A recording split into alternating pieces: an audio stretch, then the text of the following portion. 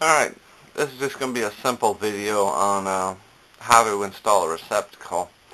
I've just basically nailed a 2-gang box to the side of my door frame on my garage here just to show you for demonstration purposes. But we have a piece of 12-2 Romex coming in, which is typically what you're going to use when you're wanting to put in a receptacle.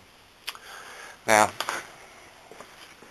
when you got your Romex in, Romex is the name brand, it's just shielded wire, but basically you want to take your knife and strip out the insulation. Being careful not to strip the inner conductors. You don't want to cut into them. So, it's fairly easy to cut this wire. Once you get it stripped out, you'll see some paper and some more paper over the ground wire. You pull all that back and you'll cut that off, which leaves you your bare copper wire, your white wire, which is your neutral, and your hot wire. And of course, as always, before you do any electrical work, you always want to make sure there's no power. In this case, obviously I know there's no power, this is just a piece of wire sticking in this box. So, now that you've got that done, what you're going to want to do is take your strippers and find the one that says 12 on it. 12 solid. Most of the time I use 12 stranded because the 12 solid just doesn't seem to work too well on here. So, you want to strip out approximately about 1/2 inch to 3/4 of an inch of wire on your hot and neutral. Now, some of these receptacles that you buy have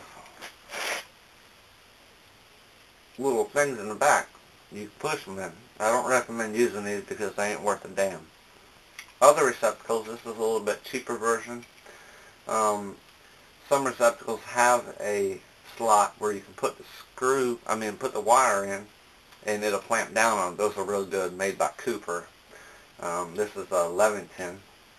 So what we're going to do is we're just going to make a small loop using the strippers.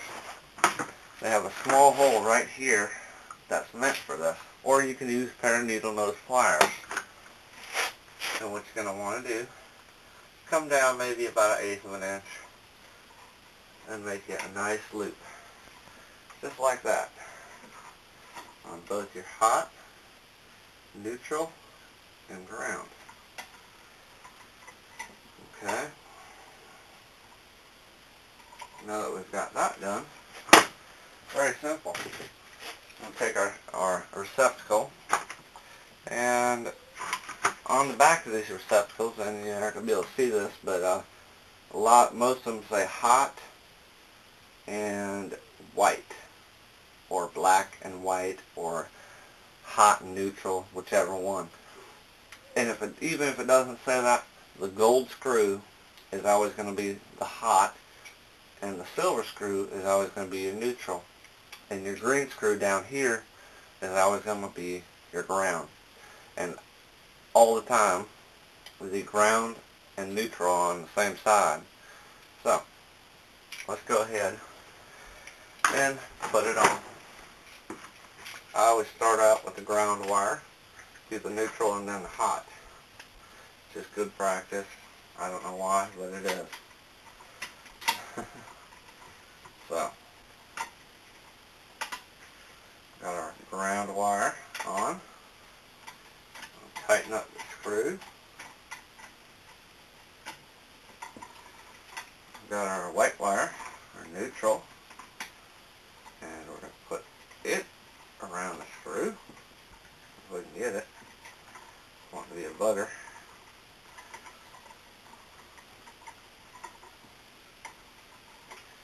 Now, if you're not adding on, if there's not another wire that you're feeding on down the line with this, the best thing to do is go ahead and tighten the screw up. You just don't want it loose and have a risk of it falling out.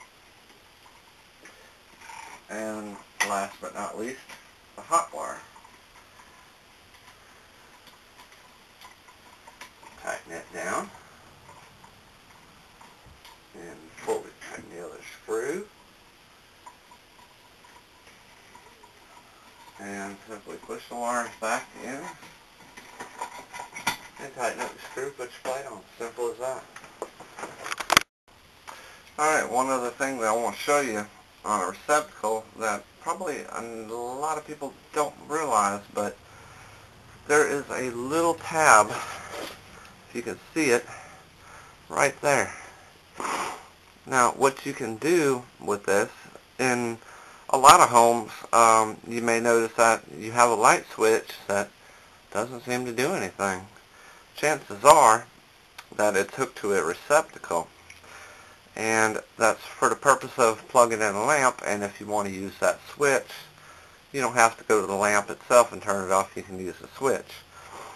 What you can do is take this little tab and take a pair of needle nose pliers and just bend it back and forth a few times. It may take a little effort. Sometimes it's not real easy to do. And this one's really not easy to do. But bend it back and forth, and now you've separated the two screws. See, they were bonded before, now they're separate. So what I can do, if I want, I could hook a hot to this. Generally, I'm going to back this up for a minute. Your neutrals, you're not going to generally want to break them. You're going to want to leave those together, because if your neutral is going to feed through to something else, you want to keep it there. But on your hot side, and you want to break that tab, you can put this on a hot wire that's hot constantly, and you can put this on a switched wire. So if you want to plug your lamp into this and turn your switch on, you can use the switch to turn your lamp on and off. Or, for some reason, if you wanted to have two separate circuits for each part of this duplex outlet, you could put one hot circuit here, one hot circuit here. I don't know why anybody would want to do that, but you could do it. So that's just another little thing I wanted to show you.